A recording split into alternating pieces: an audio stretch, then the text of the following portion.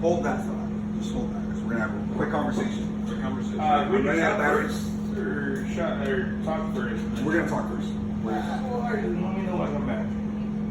My part of it, okay. No, you can stand right there. No, you stand right there, because you're gonna do something for us at the end since Zach wasn't here. It costs more money for that. Well, does it? That's an upcharge. I've already strapped. That's an upcharge. Thus didn't understand. I'm on my own accord right now. It's 4 in the morning. No, it's battery. It's not even 3 yet. It's 3:54. It just depends on the time. In LA, it's not even 1. It's not even 1 in Cali. Right? Love it's you. not even 1. Yeah, it's not even 1 o'clock. If you have insomnia, it's a blessing. And in Newfoundland, it's like 6 a.m. So I mean, technically, we're just starting.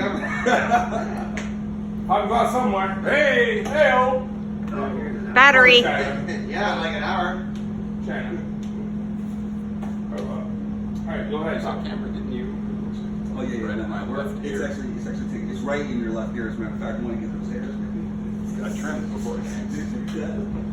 So just let it go raw, man. This is straight, no chaser. You know. So the whole point of Whiskey and Worship is just to be able to be raw and be ourselves. And so one of the reasons why I'm so grateful for the two of you guys is because like I've watched you guys. I've watched you love people without condition, to be able to put yourself in a place where, you know, you're not looking for the transaction, right? And it's hard because when you're in things like ministry or like when you're in benevolence or when you're in these things, you know, there's always this expectation that you're supposed to get something back.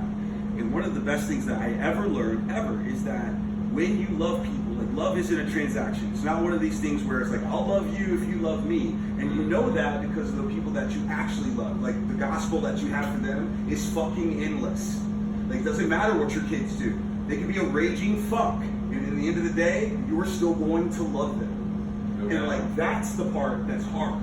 Like you get into these places and these times, and you know, Dustin, you and I, we've spoken about this 100 times. You know, looking at being in ministry and then seeing that plastic bullshit where you are putting on a face and you're saying, hey, I love you, brother, but it doesn't come with anything behind it. There's no breaking of bread. You don't know my birthday. You've never been to my house, and you will never be actually in this thing. Right. And because it costs something. That's right. It costs. It really costs something. I know bartenders that are better than pastors in this town.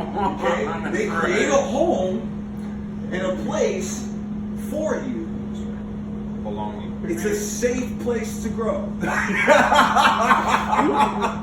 just gonna put my hand over here. So, you know, that's one of the reasons why I wanted to make it clear that, you know, as far as I'm concerned, I'm just done with plastic. I get to be me. Okay, like yeah, like I'm rough around the edges, but I don't kill people. Wait, that was the condition for coming here? The bar is so low. Alright, I'll shut the cameras off. It was so So I'll tell you a quick story. Here's why bars have been always important to me.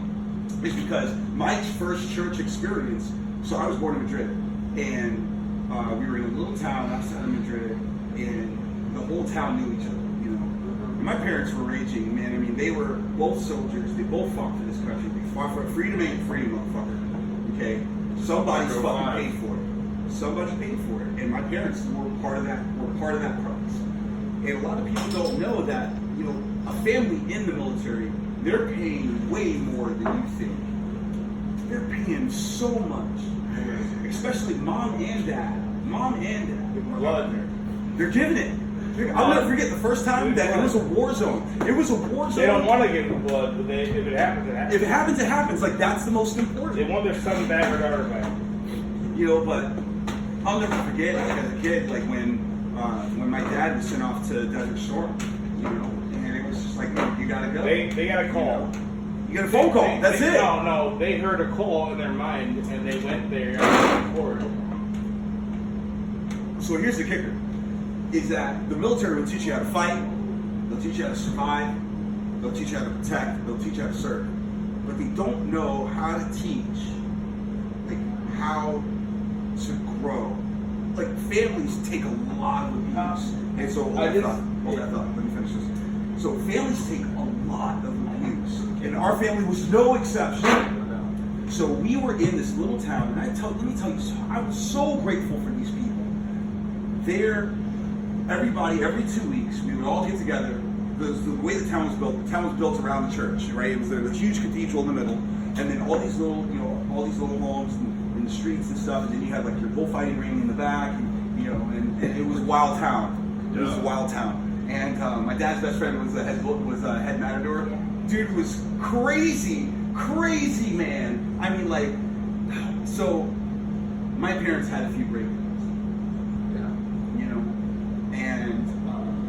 and sometimes it got intense. How'd you deal with it? I'm grateful for the bar. I'm going to tell you in just a second here. I'm super grateful for both of them. But it was hard. It was hard.